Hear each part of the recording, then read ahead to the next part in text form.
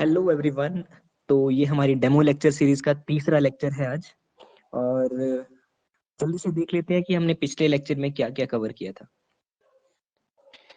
पिछले लेक्चर में हमने जो टॉपिक्स कवर किए थे वो थे पिट्यूटरी ग्लैंड, ओके, जिसको मास्टर एंडोक्राइन ग्लैंड भी बोलते हैं। दूसरा हमने कवर किया था हार्मोन सिक्रेटेड बाय और regulated by pituitary gland, okay, pineal gland and thymus gland.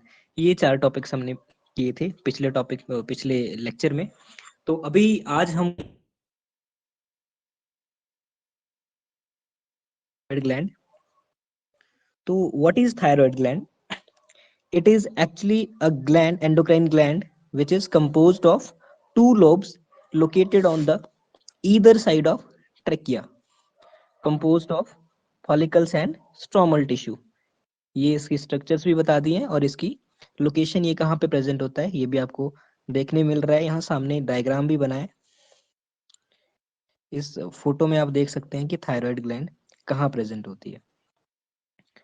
Thyroid gland कुछ हार्मोन सिक्रीट करती है, जैसे कि थायरोकैल्सिटोनिन, दूसरा टेट्राआइडोथायरोनिन या फिर थायरोक्सिन हार्मोन भी इसको बोलते हैं, T4, तीसरा ट्राईआइडोथ्रायोनिन, T3। ओके, ये हैं हार्मोन्स जो थायराइड ग्लैंड सिक्रीट करती है। अब हम देख लेते हैं कि थायराइड ग्लैंड से जो हार्मोन्स सिक्रीट होंगे उनका फंक्शन क्या रहने वाला है। ओके, तो ये क्या करेगा, it regulates the basal metabolic rate, दूसरा it maintains the water and electrolyte balance, it controls the metabolism of carbohydrates, proteins and fats, it regulates the menstrual cycles and it supports erythropoiesis यानी कि formation of RBCs. यहाँ हम देखते हैं कुछ बीमारियां जो थायराइड ग्लैंड के जो हार्मोन्स हैं उनके इम्बैलेंस की वजह से हो सकती हैं, जैसे हाइपोथायरॉयडिज्म। हाइपोथायरॉयडिज्म यानी कि abnormally low activity of thyroid gland caused by, okay, ये शायद आयोडीन डेफिशिएंसी आप यहाँ लिख सकते हैं, आयोडीन डेफिशिएंसी। इससे आपके पास क्या हो सकता है, हाइपोथायरॉयडिज्म। और हाइपोथायरॉयडिज्म अगर प्रेगनेंसी के दौरान हो जाए तो इससे क्रिटेनिज्म जो एक बीमारी है ये हो जाती है। इसके कुछ खास लक्षण हैं, जैसे आप ये देख सकते हैं, इसमें स्टंटेड ग्रोथ होगी चाइल्ड की, चाइल्ड मेंटली रिटार्डेड होगा, उसका लो आईक्यू होगा, एबनॉर्मल स्किन होगी, और उसके अंदर एक चीज और होगी, वो है डीप म्यूटिज्म। ये टर्म हम लोग स्पेसिफिकली बोलते हैं कॉन्जेनिटल डीफनेस के लिए। ओके, इसके साथ साथ इससे क्या हो सकता है, दूसरी बीमारी जो कि है गॉइटर यानी कि एनलार्जमेंट ऑफ थायराइड ग्लैंड, ये हो सकता है। और तीसरा, अगर एक अडल्ट विमेन में आयोडीन की डेफिशिएंसी हो जाए, हाइपोथायरॉयडिज्म हो जाए, तो वो क्या बीमारी कॉज कर सकता है, गर्ल्स डिजीज इसको बोलते हैं। इससे फीमेल्स में इरेगुलर मेंस्ट्रुअल साइकिल्स होंगे। अगली ग्लैंड की बात करते हैं, ये है parathyroid gland. It is present on the back side of thyroid gland, one pair on each lobe of the thyroid gland. Okay, you can see here one pair and the other pair on the thyroid gland. Okay, so what are the functions? Functions are, it increases the calcium level in the blood. Second, it stimulates the reabsorption of calcium ions by the renal tubules and the digested food। दोनों जगह से, digested food से भी और renal tubule से भी। इसको हम थोड़ा डिटेल में समझेंगे अभी। ये देखिए, calcium ion balance in the blood. तो ये दो हार्मोन्स जो कि एंटागोनिस्टिक है नेचर में, एक ब्लड कैल्शियम लेवल को बढ़ाता है तो दूसरा ब्लड कैल्शियम लेवल को कम करने का काम करता है एक्चुअली।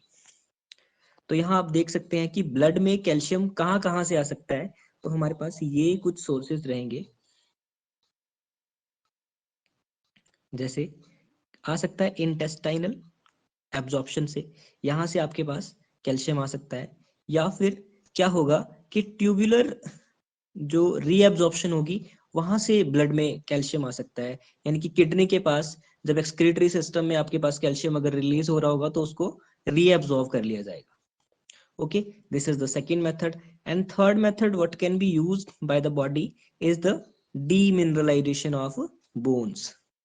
यहाँ पे क्या होगा, बोन्स में जो कैल्शियम है उस कैल्शियम को डीमिनरलाइज करके दोबारा ब्लड की तरफ को फ्लो कर दिया जाएगा. और ये होगा तब जब पैराथॉर्मोन इंक्रीज हो जाएगा. पैराथॉर्मोन जैसे ही इंक्रीज होगा ये तीनों चीजें इंक्रीज हो जाएंगी. ओके, अब इसका बिल्कुल अपोजिट जो काम करेगा वो करेगा टीसीटी. Okay, thyrocalcitonin hormone. ये क्या करेगा कि ब्लड में अगर कैल्शियम ज्यादा है तो उसे कम करने की कोशिश करेगा. तो उसमें किस तरह से वो कम कर सकता है, एक तो ट्यूबुलर सिक्रेशन जो है वो होने देगा, बढ़ा देगा, और एक्सक्रीटरी सिस्टम से कैल्शियम भी रिलीज होना शुरू हो जाएगा. दूसरा ये क्या कर सकता है, मिनरलाइजेशन कर सकता है. मिनरलाइजेशन में क्या होगा कि ब्लड में जो कैल्शियम प्रेजेंट है वो कैल्शियम बोन्स की तरफ को चला जाएगा और बोन्स में कैल्शियम डिपॉजिट होना शुरू हो जाएगा. तीसरा क्या हो सकता है कि आपका जो इंटेस्टिनल एब्जॉर्प्शन जो होता है वो कम कर दिया जाएगा थायरोकैल्सिटोनिन हार्मोन के इंक्रीज होने से. ओके, तो हम लोग कुछ बीमारी और थायरोकैल्सिटोनिन हार्मोन की इम्बैलेंस से होती है. पहली बीमारी जो है वो है osteoporosis. When the parathormone increases or the thyrocalcitonin hormone decreases, it leads to the hypercalcemia in the blood. Hypercalcaemia क्या हो रहा है, पैराथायरॉयड हार्मोन इंक्रीज हो रहा है, उससे क्या हो रहा है, हाइपरकैल्सीमिया यानी कि कैल्शियम जो है आपके ब्लड में इंक्रीज हुआ है. और ब्लड में अगर कैल्शियम इंक्रीज हुआ है तो मोस्ट प्रोबेबली वो कहाँ से आया होगा, बोन से. और बोन से अगर बोन्स में से आपका जो कैल्शियम कम हो रहा है तो उसको हम लोग क्या बोलते हैं, ओस्टियोपोरोसिस. दूसरा क्या हो सकता है, टेटेनी, जो कि कैसे होगी, अगर पैराथॉर्मोन हार्मोन डिक्रीज हो जाएगा या फिर यहाँ पे हमने एग्जांपल लिया है पैराथायरॉयड हार्मोन का जो कि डिक्रीज हो रहा है, जिससे क्या होगा, हाइपोकैल्सीमिया, और इससे टेटेनी आपको एक बीमारी हो सकती है. तो अपने रिव्यूज दीजिएगा, आपको कैसा लगा आज का lecture. Thank you for your time, for your valuable time. और आप subscribe, like, share and comment कर सकते हैं इस चैनल को प्रमोट करने के लिए. Thank you so much. मिलते हैं नेक्स्ट लेक्चर में.